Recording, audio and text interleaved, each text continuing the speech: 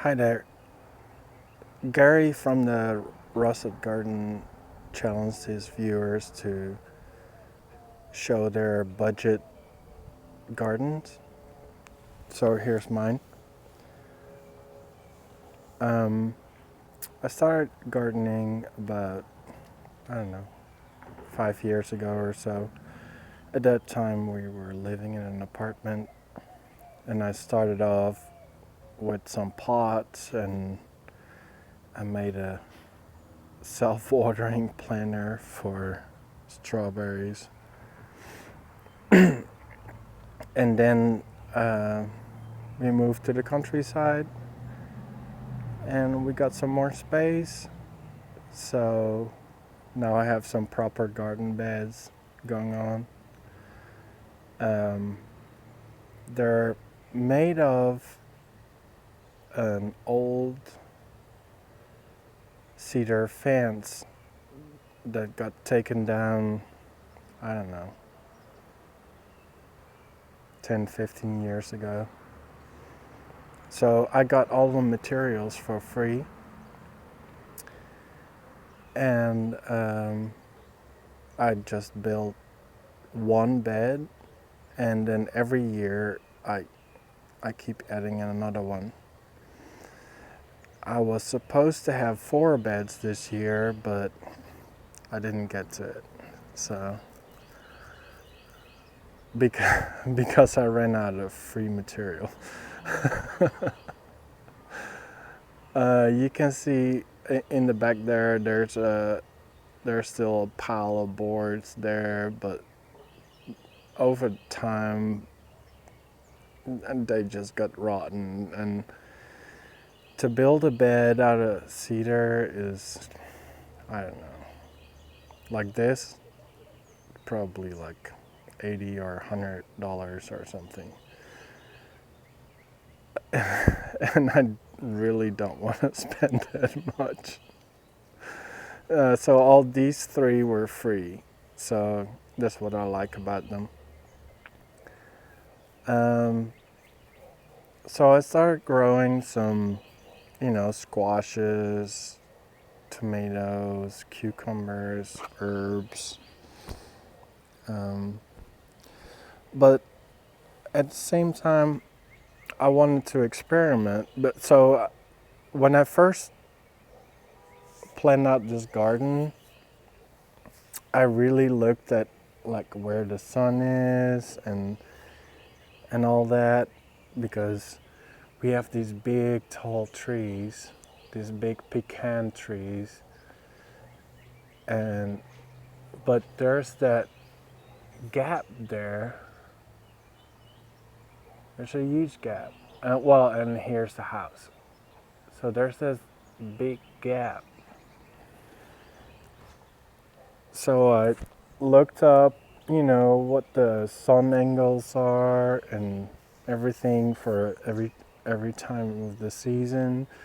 And that tree back there, I don't know if it's a pecan or not, but that tree casts a lot of shade.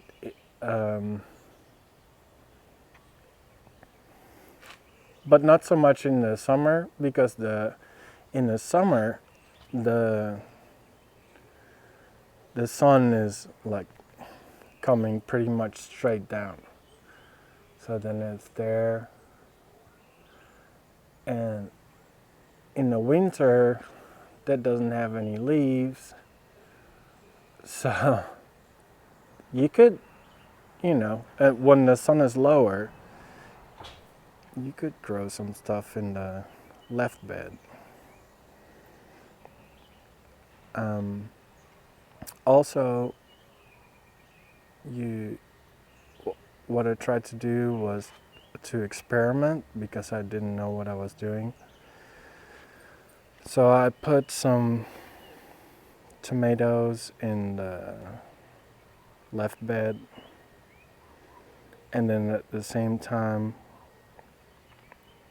tomatoes grow those, what they're called, suckers. So I picked those off when I was pruning my tomatoes, and then I was like, I wonder if they grow here.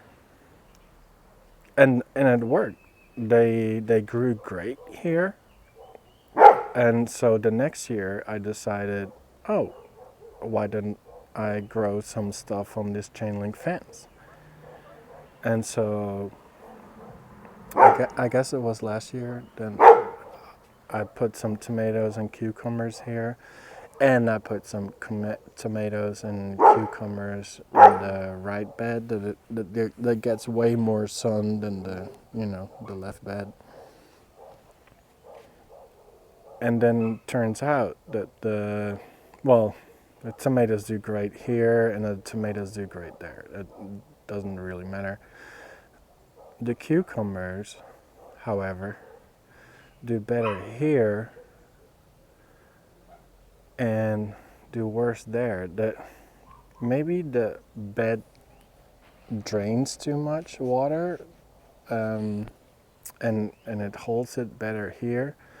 So this year, as you can see, all those little sticks and little plants that I got here. I got 6 cucumbers here. The tomatoes will do fine back there, so I'm not worried about that. Well, I got 3 kinds of cucumbers. Well, 2 kinds of English cucumbers and some pickling cucumbers. I want to try to start pickling, but we'll see how it goes. Last year when we had cucumbers here, we only had like 2 plants, but we already had way too much. I mean, we got like half a dozen every week or more, maybe a dozen a week. So this year is going to be glutton cucumbers. And then I was thinking, well, okay, so let's try that other fence. And so we have another chain link fence here, and I really don't like the look of chain link fences.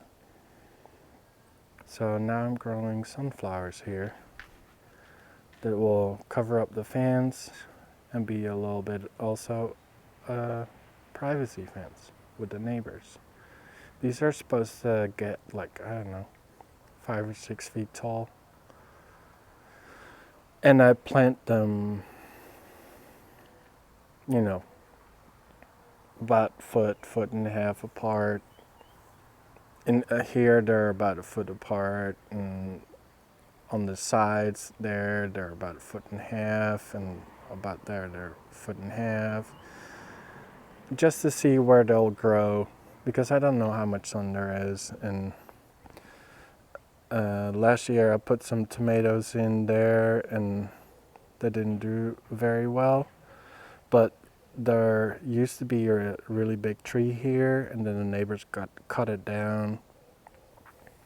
So there's a lot more sun now. So and then when they cut the tree down, then the tomatoes started growing real good. So might work. We'll see. So let's go to the beds.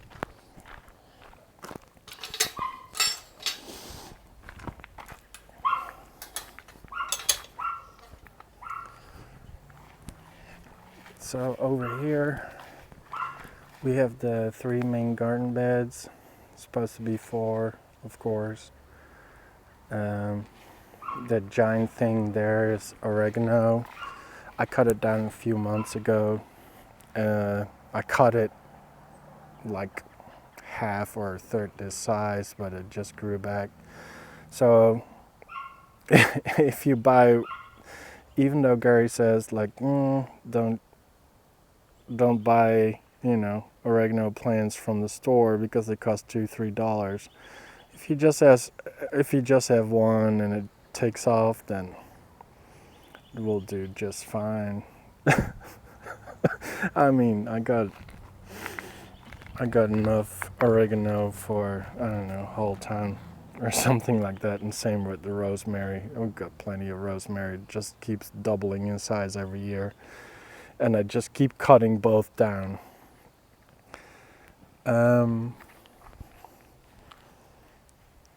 Oh, let me back up a little bit.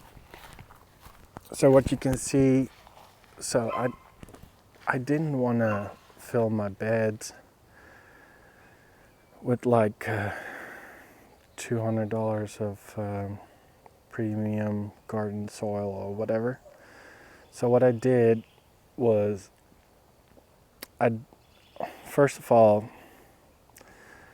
I loosened up all the soil where I was going to build the beds, and so I just went like one shovel deep and just turned it all around.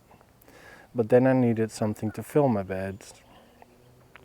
And so what I did, I just dug out the path in between the beds, also one shovel deep,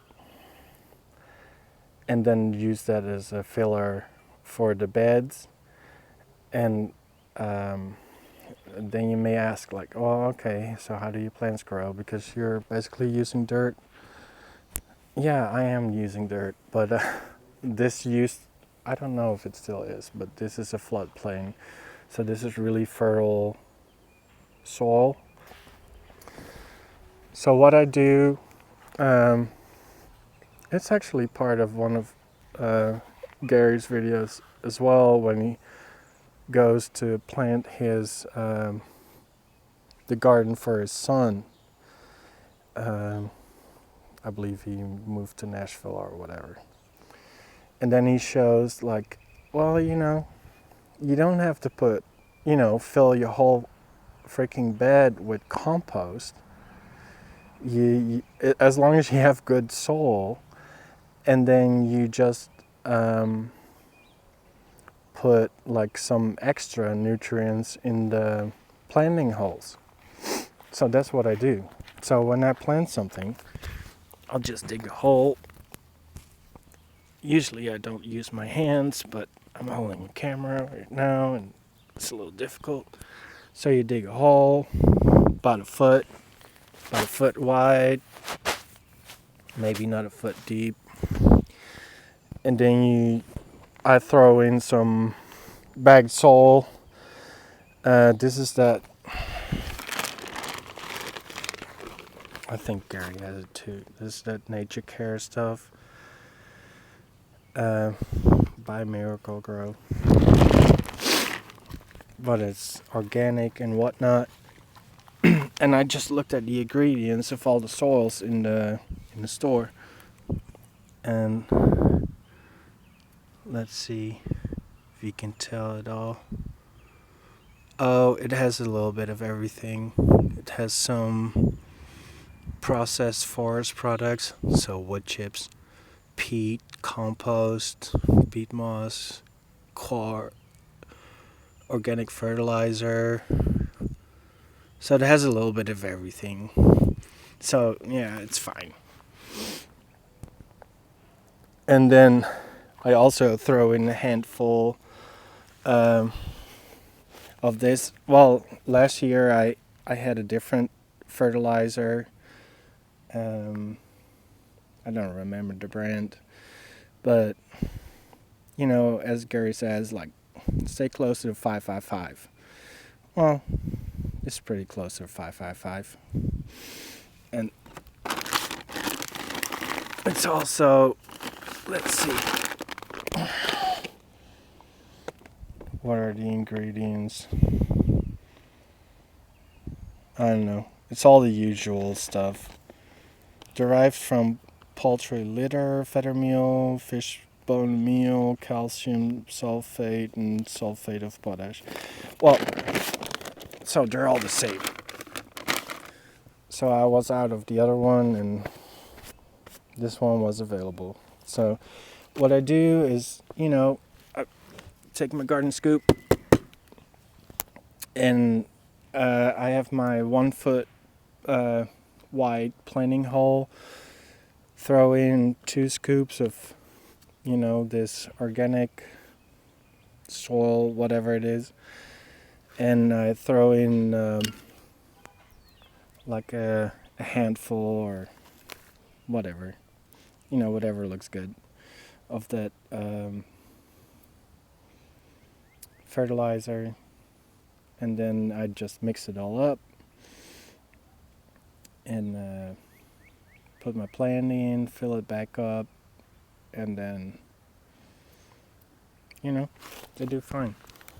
I don't get it why you would fill up your whole bed with expensive soil and fertilizer, because you're not growing plants in your whole bed. You're growing plants like every foot or every 2 foot.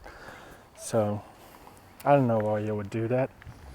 I got this brush pile right here, and I got these big old pecan trees, and they just keep dropping branches like all the freaking time. And especially when it's here's one. These little branches. It's like they're a bird or something just losing their feathers. I mean, I was born in the Netherlands, and trees don't lose branches like that. They never do, unless there's a serious storm. But yeah, so we got this brush pile. So what I'm going to do, I just bought it. I got an electric chipper mulcher. Oh, here's my compost pile, by the way. Well, I don't know if you can consider it two.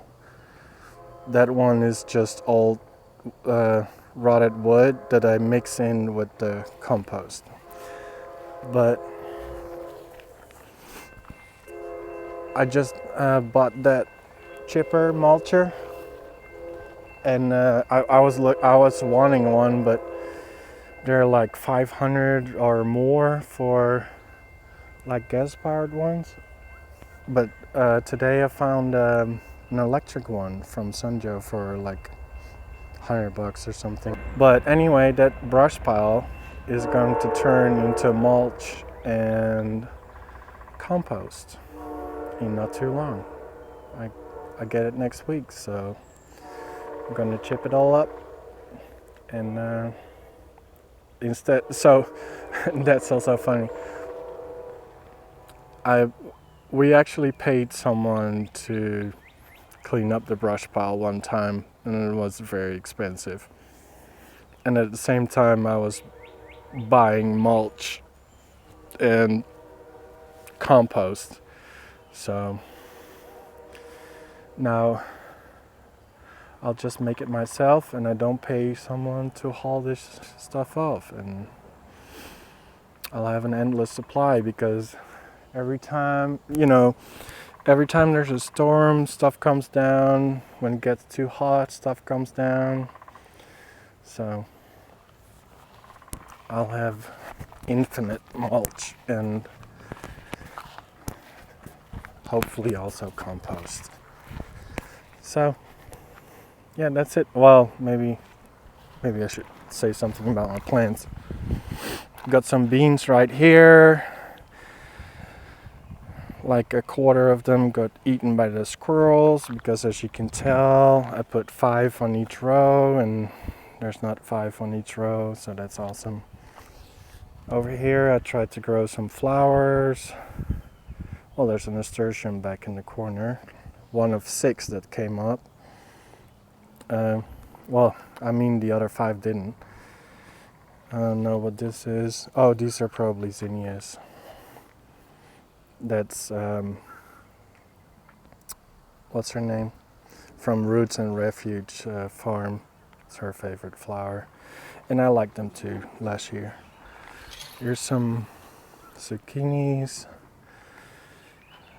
Here's some puny herbs that don't want to get started. Here's some chamomile and some poppies and some calendula. Right. Oh, and some lettuce and radishes, of course. Okay, that's my cheap garden. Thanks.